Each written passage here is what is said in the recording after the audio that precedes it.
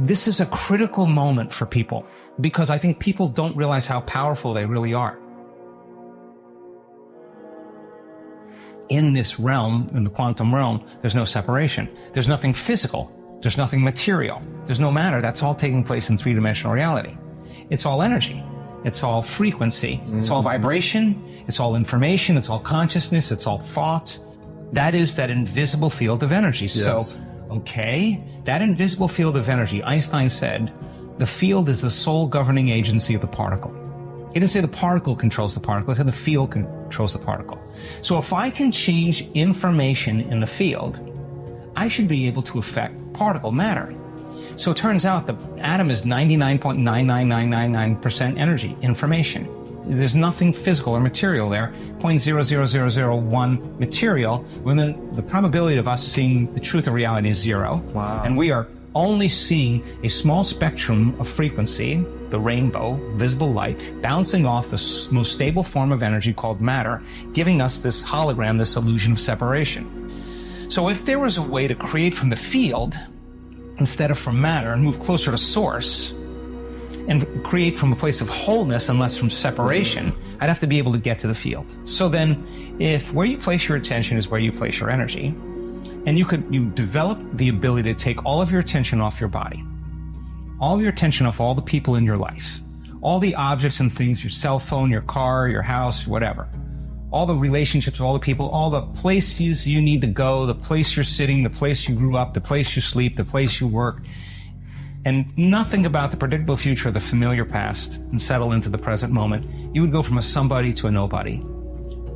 From a someone to a no one, from something to nothing, from somewhere to nowhere, from some time to no time. That is the moment you're pure consciousness.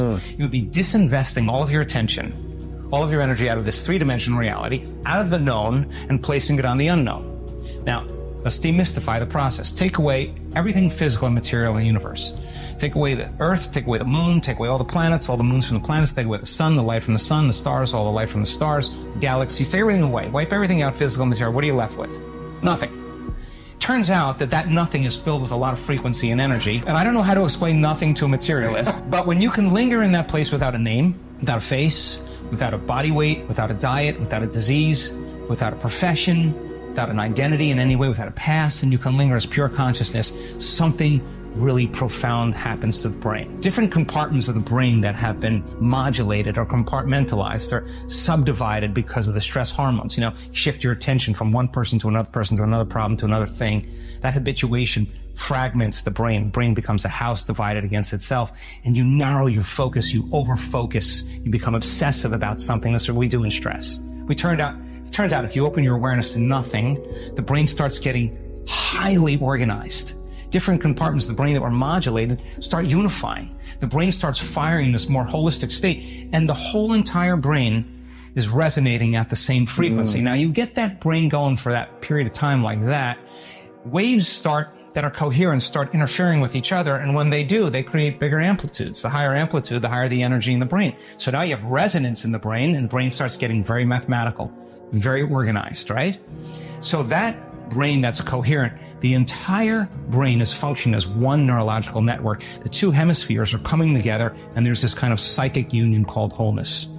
Now that state of coherence, in moving out of the beta brainwave states into a slower brainwave state, produces electrical signals. And that electrical signal is the intention. That's the more clear your intention is, the more coherent the brain is, the stronger the signal. Okay, so if you decided to create from the field instead of from matter, and you were just pure consciousness, and I asked you to send the signal out from a coherent brain, and whatever that thing is that you wanted, we trained you how to do that, then you would be shimmering the entire vacuum, that entire void. You are that. You're not you any longer. You're the source, right? So if you're the source and you're sending the signal out, then you're touching the consciousness of everybody, of everyone, of everything, of everywhere, of every time. The entire field is becoming electric because of your intention. If you're source, why would you go anywhere to get anything?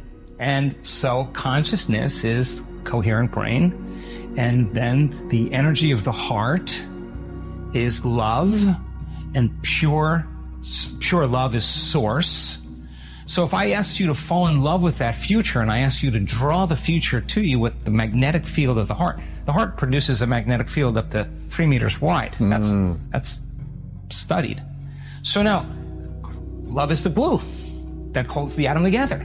Okay, if I get a coherent heart, the more coherent my heart is, the more energy in my heart, the more I can draw my future to me. So you send the signal out, you draw the experience to you, and now you don't go anywhere to get anything. When there's a vibrational match between your energy and some potential in the quantum field, that when there's a match, you start seeing those synchronicities. You synchronize your energy to that possibility. And so you start seeing the coincidences and the synchronicities and the opportunities. I'm not talking about a parking space. This is a critical moment for people because I think people don't realize how powerful they really are.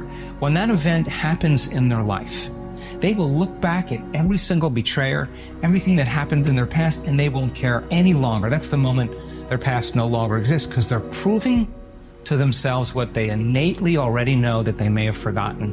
Which is what? That is the creator of their life. Please engage with this video by liking, commenting, and sharing. Subscribe to stay updated. For more amazing content, check out our next video.